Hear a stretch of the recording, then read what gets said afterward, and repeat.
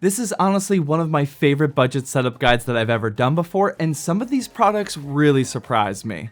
Let's have a look.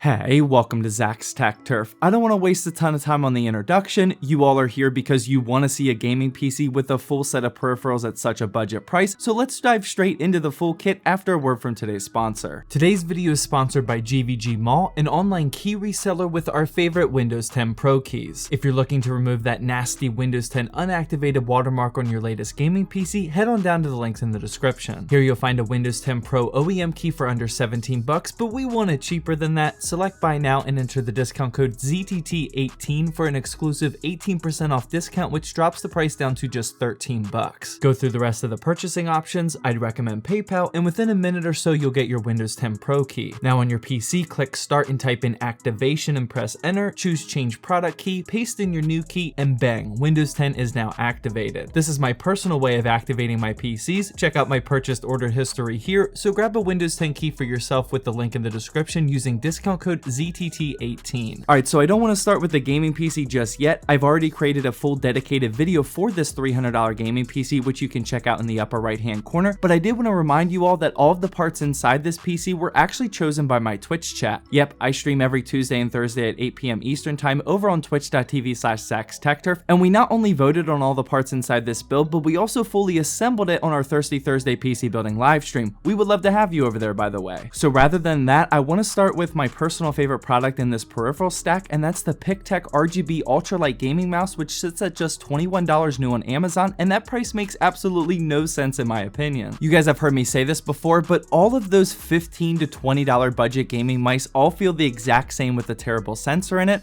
But nope, not this one. This one is actually awesome. I don't understand how they did it, to be honest, but this is by far the best gaming mouse that I've ever personally used before under $25, and I seriously could tell that I loved it within the first 3 minutes of my review process. I definitely enjoy the super lightweight honeycomb design that's getting more and more popular. The lightweight paracord is an awesome design choice, so there's less dragging when moving the mouse all around, and the sensor is just super smooth and accurate. The RGBs are also very well diffused, so you can't see the individual lights. There's 2 buttons on the left hand side, and the total weight according to my scale is just 74 grams. This mouse is definitely going to be my go-to recommendation for anything under $25.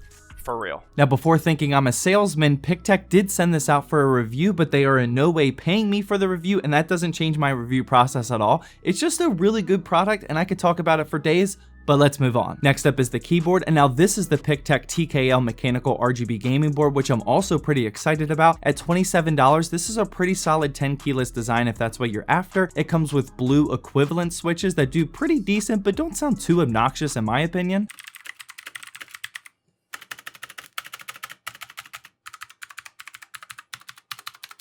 There's 27 different modes for the RGBs, and this underglow design, which I really like, matches perfectly well with the PicTech mouse in my opinion, and yeah, I don't really have anything negative to say about it for this super low price point. If you do want to spend a little extra money, my recommendation is still on the Red Dragon K552. This one will have a little bit better of build quality, but honestly, I'm not really worried about the build quality in the one that we're looking at here today. Next up, we have the Mousepad. Definitely gotta include one of these in my budget setup guides, and this is the VicTSync XXL all black pad. There's nothing too special about this. It has VicTC branding in the upper left and bottom right hand corners. It's rocking a 31.5 inch by 15.7 inch size, and it currently costs around $14 brand new off Amazon. There are some other designs on their page, just as an FYI. If you wanted an RGB mouse pad, you could spend just a few bucks more, as these usually sit around $20, and I've reviewed several of these in the past. Next up is the monitor, and now I promise in my next setup guide I'm going to use something different, but once again the Acer SB220Q for around $90 just wins my vote for a $500 setup guide. The SB220Q is a 21.5 inch IPS 1080p 75Hz panel, much better than 60 in my opinion by the way, and it's rocking a 4 millisecond response time. It has a super slim footprint which makes it look modern, although it is rocking a very cheap non-VESA compatible mount with not much adjustability. If you have a bit more money to spend, I definitely recommend getting into the 1080p 144Hz range. Something like the Asus VP249QGR, which I fully review, would be a very solid upgrade in my opinion. Now some people need $100 144 hertz, I'm the type of person that I'm good with 75. And finally, the last peripheral I have here today is the headset. Roccat actually shipped this out at the very last second to squeeze this into a video, and I'm super happy that they did. This is the Roccat Elo X Stereo, which is a pretty new product currently priced at $50, and it's been rock solid so far in my testing. Aesthetically, it's exactly what I like with its all clean and black design. It's made out of a good amount of plastic, but has somewhat of a durable feel to it. The band up at the top is automatically adjustable, so it shapes to your head on the fly, and this one actually works quite well. Some companies messed this up, but I think Roccat actually did a pretty good job here. The directional sound when gaming was great in my opinion, and it was pretty comfortable to use with the memory foam ear cups. The Elo X Stereo is also rocking 50mm drivers. You can connect the headset with either a single jack or an included extension and splitter cable for mic and input. The only I/O is on the left ear cup with a mic mute and a volume rocker, and here's what the microphone sounds like. Mic check one, a mic check one, a headshot one.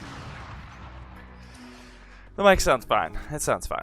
The microphone is also fully removable, which is a feature I love, and yeah, budget peripherals like this are exactly why I have so much fun making these videos. I gotta imagine it's gonna be tough to beat these Stereo X's at $50 right now, but as always, be sure to let me know down in the comment section if you think there's a worthy competitor. With all the peripherals out of the way, I do want to give some more screen time to the gaming PC for just a bit. Like I said in the intro, Twitch chat picked out the parts for these, and I do have the dedicated video if you're interested, but let's do a quick rundown of these parts. This $300 build is rocking a Ryzen 5 1500X, 16GB of DDR4 RAM, and a GTX 1060 3GB graphics card. This is some pretty serious price to performance, and the benchmarks were pretty impressive considering the total cost. In Fortnite with 1080p Pro settings, it gets 132 FPS, Rainbow Six Siege in 1080p very high gets 170 FPS, CSGO in 1080p Pro settings achieved an obnoxious 253 FPS, Borderlands 3 in 1080p medium got 68, and finally Call of Duty Modern Warfare in 1080p medium settings got 96 FPS. So as you can see, this PC can certainly handle a monitor upgrade to 144Hz for the easier to run esport titles, but if you're more of a single player AAA player, then this 75Hz model is a pretty good choice. Here's what the final parts list is looking like, and be sure to let me know down in the comment section how you would personally upgrade this setup, or what your opinions are on any of these products that we talked about today. If you already own them, maybe you'll help somebody out. Also be sure to swing by our Discord server if you're looking for more help on your next PC setup or PC build, and finally, I hope you enjoyed this video.